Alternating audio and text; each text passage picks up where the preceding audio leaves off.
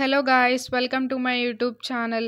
చాలా మందికి documents verification process గురించి డౌట్స్ అనేవి ఉన్నాయి. కాబట్టి నేను మీ అందరి డౌట్స్ క్లారిఫై అవ్వడానికి ఈ వీడియో చేస్తున్నాను.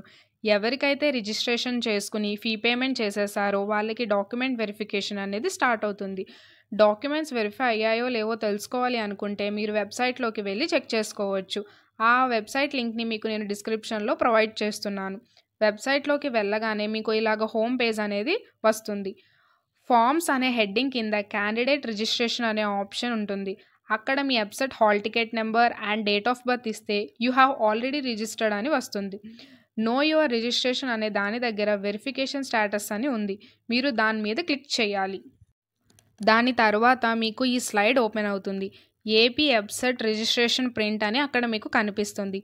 దాని కింద మీరు AP website hall ticket number and పక్కన మీ డేట్ ఆఫ్ బర్త్ని ఫిల్ చేసి సబ్మిట్ బటన్ మీద క్లిక్ చేయండి. అప్పుడు మీకు ఇలాగ చూపిస్తుంది. Your application has been registered successfully and the application is under verification అని. అంటే మీ డాక్యుమెంట్స్ అనేవి ఇంకా వెరిఫికేషన్ ప్రాసెస్లో ఉన్నట్టు. మీరు మీ డాక్యుమెంట్స్ వెరిఫై అయ్యాయో లేవో గ్యాప్ ఇచ్చి చెక్ చేసుకుంటూ ఉండాలి.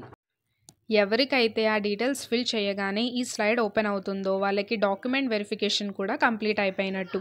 అప్పుడు మాత్రమే వాళ్ళకి you are eligible for exercising the web options as per schedule అని కనిపిస్తుంది. సో వాళ్ళ డాక్యుమెంట్ వెరిఫికేషన్ అనేది కూడా కంప్లీట్ అయిపోయినట్టు. కాబట్టి వాళ్ళు 8th to 12th వాళ్ళ వెబ్ ఆప్షన్స్ని పెట్టుకోవడానికి రెడీగా ఉండొచ్చు. ఇన్ కేస్ ఎవరికైనా నాట్ వెరిఫైడ్ అని వస్తే వాళ్ళు దగ్గరున్న హెల్ప్ లైన్ సెంటర్స్ని కాంటాక్ట్ అవ్వచ్చు. నేను హెల్ప్ లైన్ సెంటర్స్ లిస్ట్ని ఆల్రెడీ షార్ట్స్లో రిలీజ్ చేశాను. Once check it.